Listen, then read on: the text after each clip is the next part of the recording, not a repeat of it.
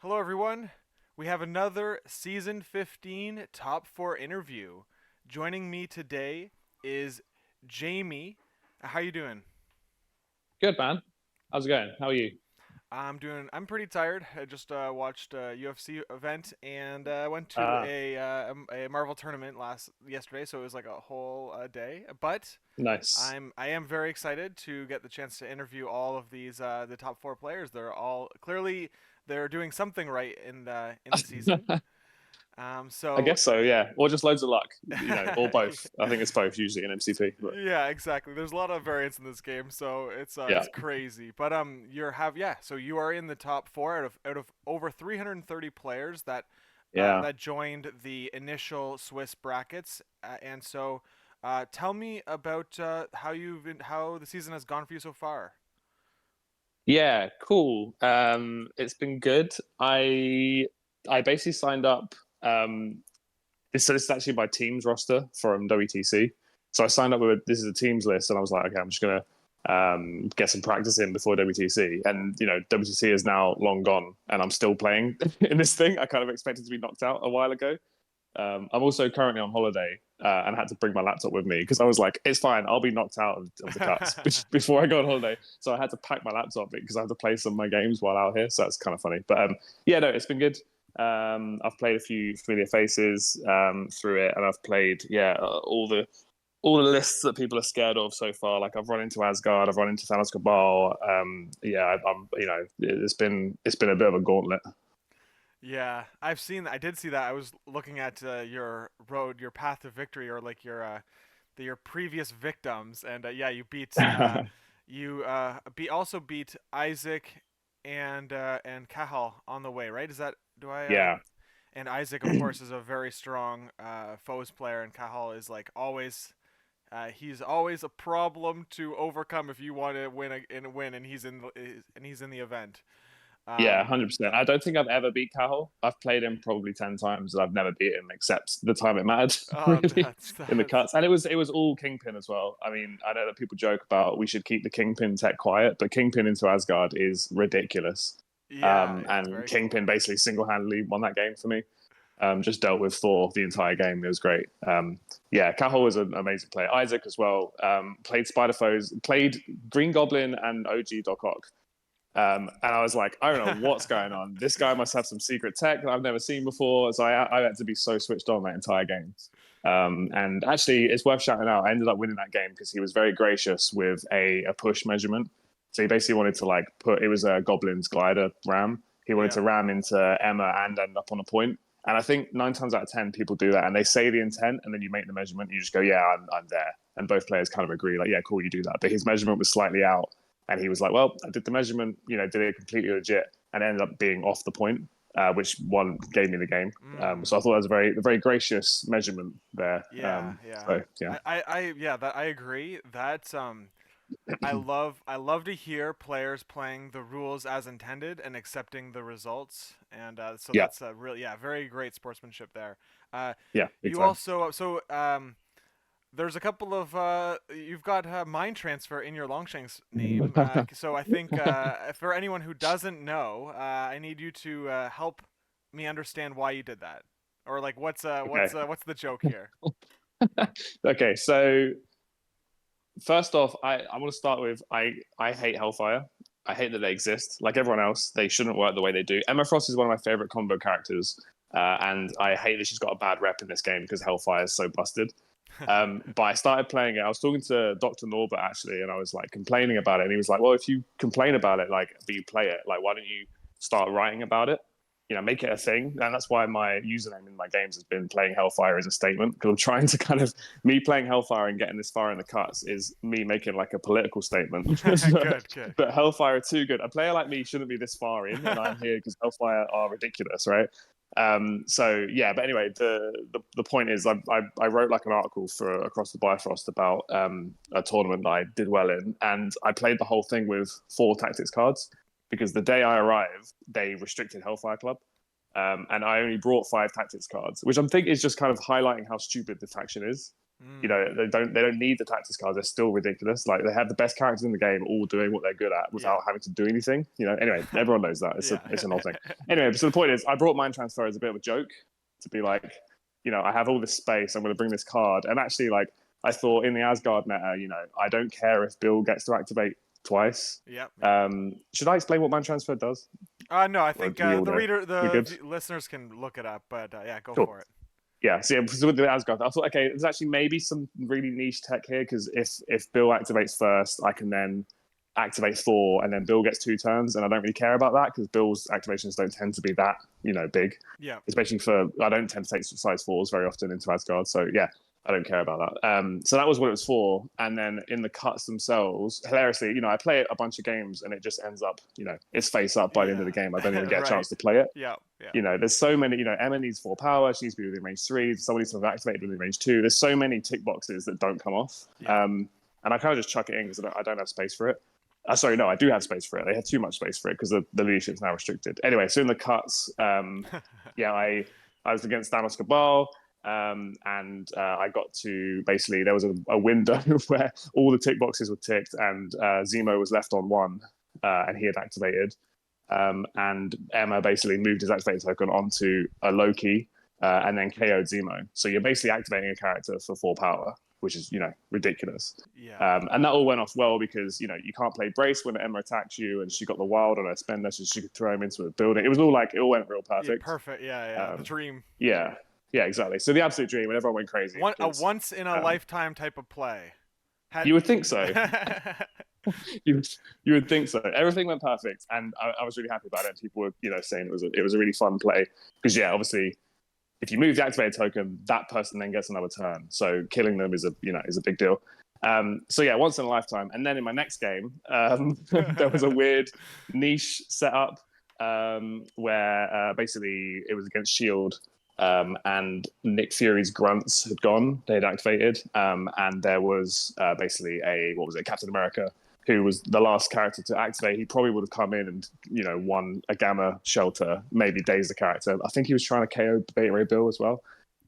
So I thought, okay, well, I need this mind transfer to go off, but I needed everything to go right. Basically, Emma needed to generate 2 power, which she did. She did a builder into Namor, generated 2 power, which is quite rare because it's not the best builder in the world. Right. And then I saw that their back point was guarded by Crimson Dynamo. I was like, okay, cool. Well, mind transfer is cute, but it's not going to do anything. He's just going to lose an activation, right? It's not game winning. And then I realized because we're on Gamma, if she moves Crimson Dynamo off that point by getting her trigger, then suddenly Miles on my back point can jump over, score the 2 VPs on their Gamma. And so, yeah. And I was like, okay, well, this only works if she generates 2 power and gets the trigger. And then both those things happened. So wow. It was absolutely. So I was like, cool, now I'm going to mind transfer. Oh, no, that was it. First, I asked if, do the grunts get an activated token? Very carefully asking these very specific questions. Yes. And we were like, yes, they do get an activated token. It's like, cool, so I can move that onto Captain America. Yeah. And then we stopped playing for half an hour while we waited for a judge to come in and make sure that was accurate because it was a ridiculous play. I don't think anyone's really spotted because no one plays that card. Yeah. Yeah, so it wasn't calculated at all. It was literally just that the second I activated Emma, I realized, oh, wait a minute, there's an activated token there within 2. So yeah, basically the short version is you can move a token from a grunt onto a character, and then obviously the grunt can't activate because they can't activate unless their lead character activates. So Nick still had his token. Yeah. So that's crazy. So you got to pay to put an activated token on a character with no downside, which is very cool. Yeah. Literally, yeah. I mean, and that sounds ridiculous, and it felt pretty broken at the time. Like my opponent wasn't too happy, which is completely understandable. Of course. But it's like, there are a bunch of things that happen before that for that to happen. Yeah. 9 times out of 10, I don't even get the chance to make that play. But it was like, okay, if these, and Emma had to be in range 3 to start with. It's just, yeah, it's a big like Rube Goldberg machine, and if it plays out, then and it goes crazy and. Suddenly Chewie's making YouTube videos about it and shit. So. Yeah, that's right. That's a pretty cool thing that's happened in these recent games. I pivoting off of the season, I noticed you went to WTC. So I mean, so tell me about how well your team did and your overall experience. Yeah, WTC is cool. It's like it's basically the World Cup for MCP. it's kind of, it feels like the whole year kind of culminates to that event because you pick Yeah. your teams and you pay for the ticket back in like January, February. So yeah, it always feels really good being there. And yeah, our games were really good. The year before, we got knocked out in the first round by the Italians and then came sixth. And then this year, we got knocked out by the Italians in round two and came sixth. So Oh we're man. like slowly getting better. If we just go to like 8 more WTCs, we might have a chance of winning one. I don't know. Your Yeah, your trajectory right now is telling me you're gonna get sixth next year. sixth. Yeah, I wouldn't mind that. Just constant sixth place. But no, it was great. I mean, yeah, you play lots of amazing people. My first round, and the thing that I love about, I play a lot of MCP. I don't want to know the facts. No one confirmed this, but I think I play probably the most amount of games of MCP out of anyone, except maybe Joe Manji. I play a lot, and I don't I think I know the meta because I basically know every character. I've played into it, and then Yeah. round one WTC, I'm against A Force. And I'm Okay. like, cool. I don't know what any of this does. I haven't played this in about 2 years, And it was a dude who was really amazing, a Swedish player, who's amazing at A Force, and he completely bodied me. And I'm on Hellfire, and I'm like, it's so much pressure because I feel like I had the best list in the room because like Right. it's Hellfire with like I had all the toys. I had Lizard, I have Rhino, I have Toad. I mean, it's the same list. I'm running the same list in TTS, so yeah, Yeah, yeah. it's the No same thing. compromises, basically, right? Yeah. Yeah, zero compromises. So when you lose a game, I'm like, oh my god, this is like a double loss because like Yeah, I'm, yeah. it's my team has given me all these toys and then I've lost anyway. Yeah, that's Um, yeah, a very interesting need to you have to balance that with your team. It's very complicated with five people. Yeah, exactly. Yeah, luckily our team are a bit weird. We have Angus who is allergic to playing meta lists, so we're fine Mm. because he went Hydra. So it basically frees up a whole roster of characters. So I could basically my Hellfire list. It has basically a webs list in it, and it has Toad, and it has Bay Ray Bill. It's like we had everything because our Yeah. team didn't bring an Asgard player or a webs player, so it's a bit weird. I think we're not a good team to like model ourselves on for that because yeah, I think the teams that did really well tended to have all the meta lists present. You know. Yeah, that makes sense. That makes sense. I actually I I talked to I think the Trendle brothers or Finley, Yeah. and I met them and had lunch with Mm. them at WTC, and so but I still saw that they have been your teammates for a few different events throughout the Yes. game. Yeah. We're sort of going to go to a few more team events with each other next year. I think we're all we have very similar. That's one thing I'll say about team events is I think it's good to align yourself with people that have the same kind of target as you. And so like the team that we went to, London B team went to WTC, we wanted to do as well as we could. So we were all super sweaty and like, practicing real hard and then felt pretty burnt out, I think, afterwards. And then, yeah, the Trendle brothers and my friend Tom, who I got into the game a year ago, by the way, and he went 6-0 at WTC with his Thanos Cabal list. So I'm very proud of him. Yeah, we're kind of going to do some team events next year because we've kind of realized that we want to have fun and do well, but not like sweat too hard. And I think that's really important is to find teammates that have a similar vibe to you. And yeah, and that's it. I think you'll have more fun with the game that Yeah. way. I 100% agree. I agree with that. So you said you've been playing for over a year or so. How do you have a local game store that you play at? Yeah, I've been playing for about 2 years, maybe nearly three now. I play in the London meta, so I'm in Bad Moon Calf with yeah Pat Dumford and Dr. Norbert and AJ, Darren, Angus, like all those like and Will Benson as well, like absolute titans. Yeah. Basically, Yes. the Yes. London meta is a bit silly. And yeah, so I'm part of them. So I think, and this is my first war game ever as well. So I think the reason why I've gotten okay at the game so quickly is because I'm in that meta. And our kind of Thursday nights, Dr. Norbert does a really good job at kind of pairing us off with like a new player and then like a veteran. So you play one of each every Thursday. So you very quickly like cut your teeth. Oh, that sounds incredible. Yeah, that sounds incredible. Yeah, it's cool. Pat Dumford's great. Like if anyone gets to play Pat, always ask him to kind of critique you afterwards because he's one of the best players in the world and he's also one of the friendliest people and loves the game more than most people do. And so he's great for giving advice. If you ever get a chance to play Pat at any point, like ask him to explain why he beat you because Mm. he's really good with that kind of advice.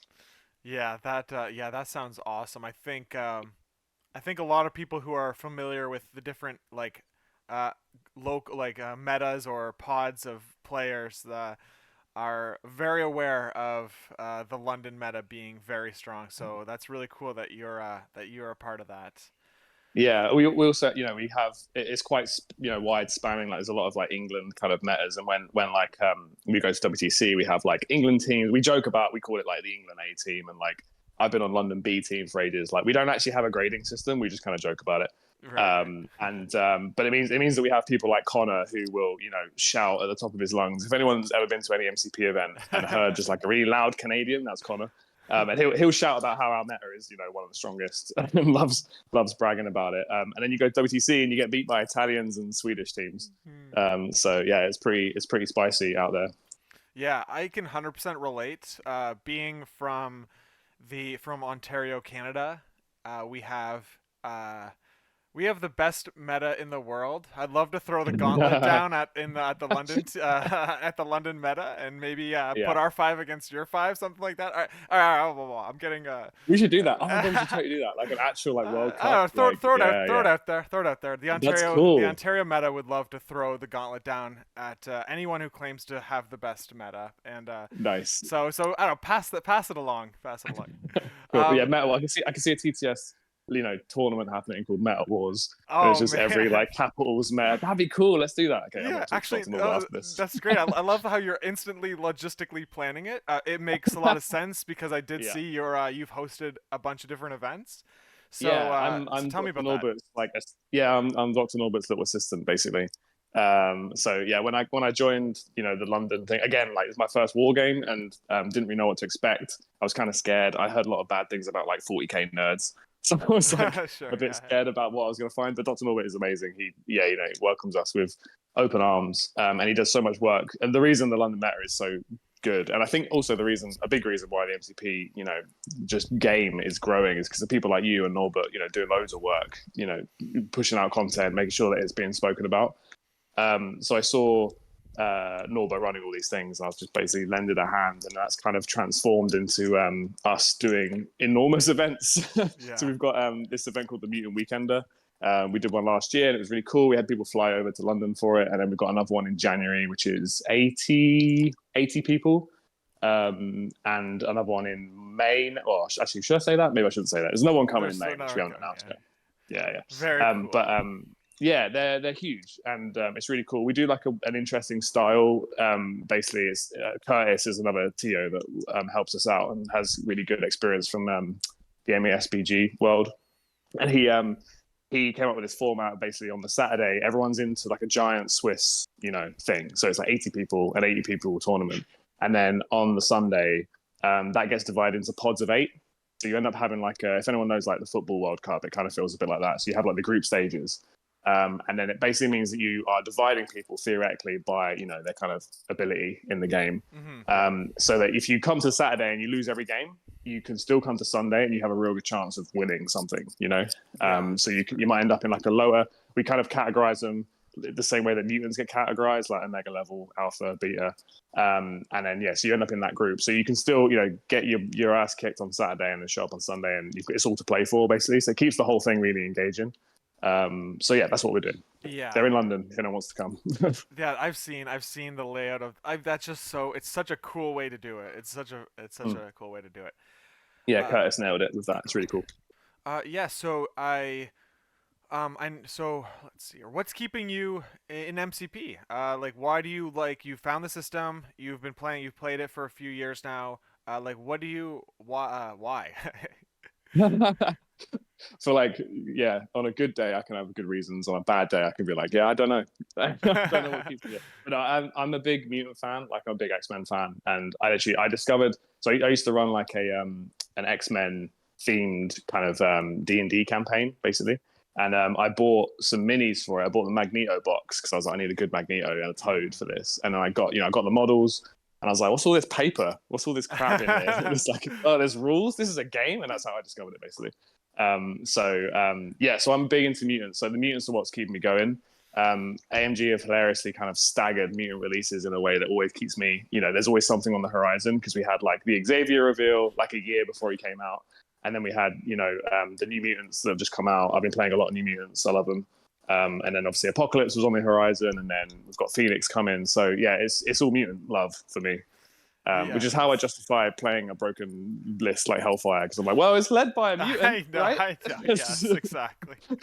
Yeah, I was checking out your Longshanks, and I did see that you must have recently earned the New Mutants badge. So give me a little Yeah.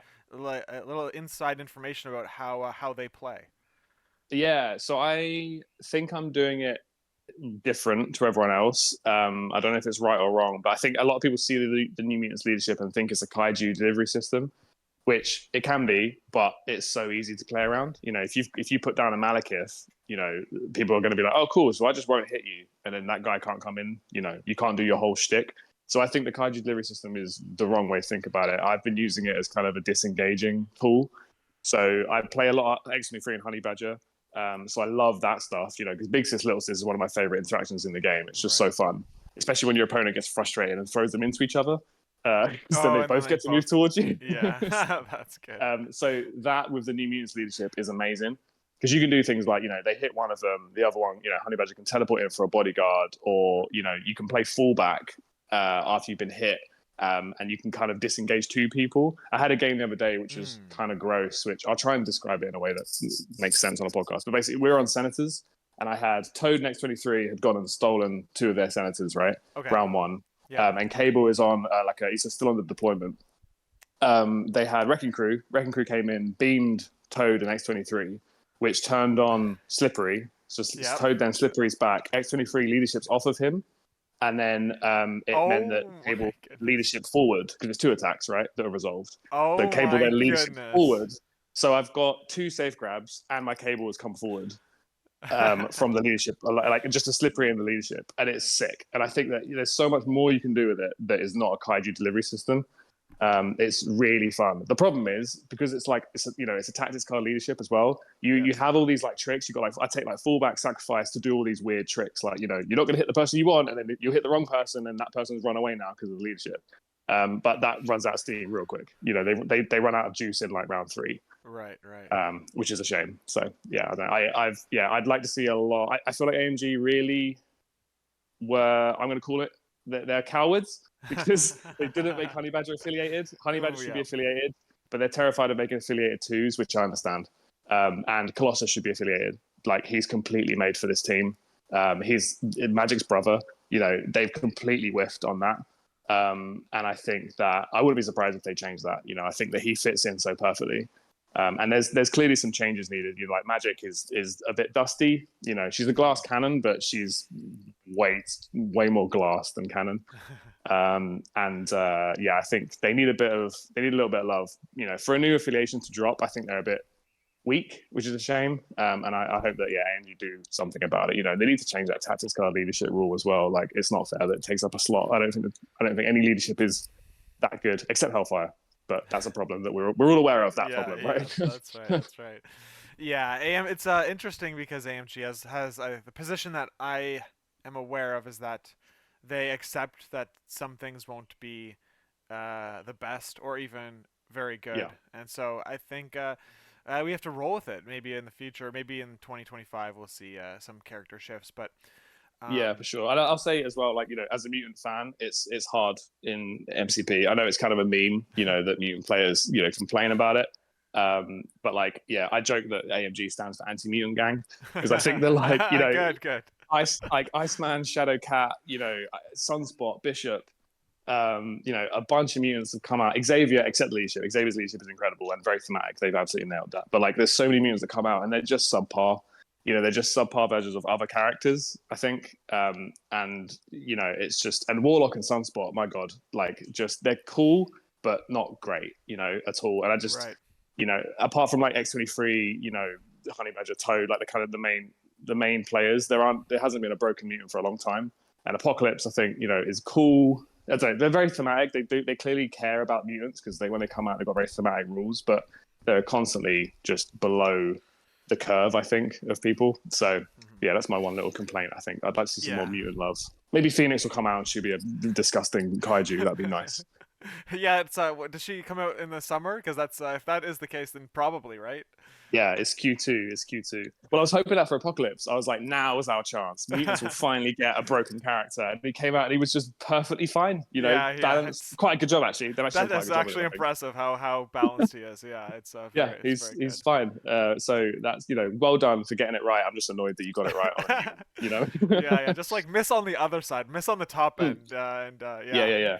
But don't worry, all those people whose favorite comic book character is Malekith, they were real pleased. So, Yeah, it's all that's a, good. you know what? I mean, to be fair though, I feel like the X Men, like a year and a half ago, were dominating, or like they Yeah, were very 100%. Yeah, strong. They were very strong in the yeah, yeah, meta for a yeah. period of time. I don't know, maybe 6 months or so. They had a very strong like with Stormled, and but yeah, I agree that it's been a while, especially for an affiliation that has a lot of fans.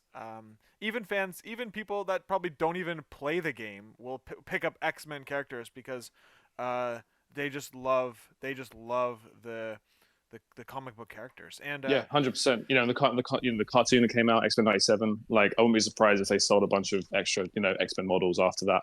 And I discovered the game because I bought Magneto. yeah, yeah, So there's gonna be a lot of that. I think they're suffering from being that popular because the models came out real early, and there is power creep. I think that's a dirty word, but power creep is a thing. And I think that yeah, some models just feel dusty. The errata really helped. They buffed a bunch of mutants, which is cool. None of them really got buffed enough. I think Wolverine was cool. The Storm leadership was very fair. They nerfed the leadership but made Storm herself incredible.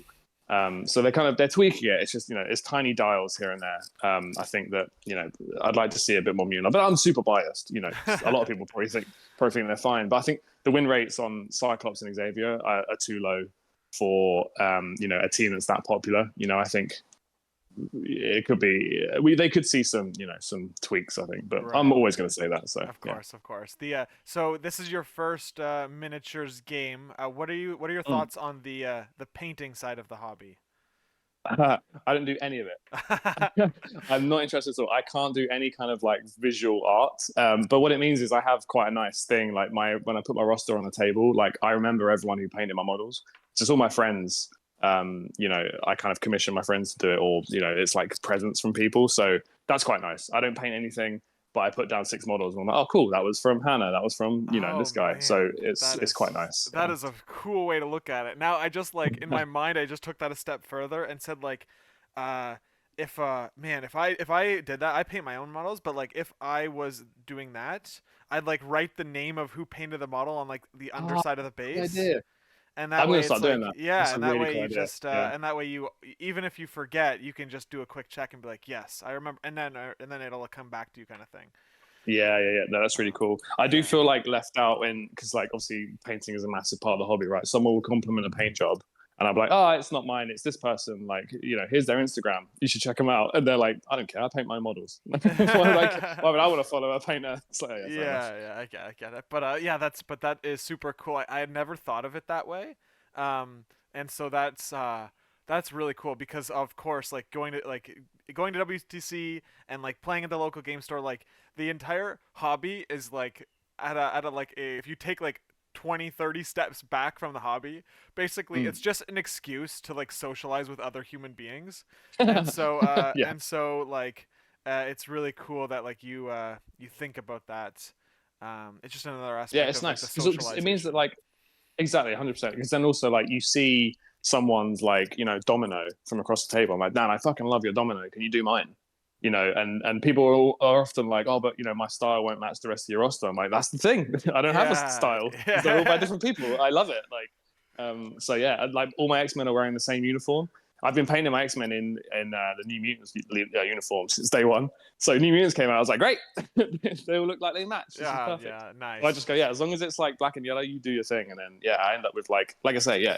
Whenever I get a roster together, I get to look at it and be like, these are all my friends have contributed to this. It's really cool. That is really cool.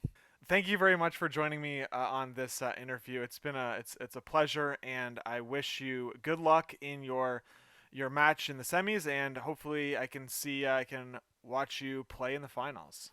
Yeah, thank you so much, man. Let's see how we do. Yeah. All right, man. Thanks, Jamie. Cool. Thanks a lot.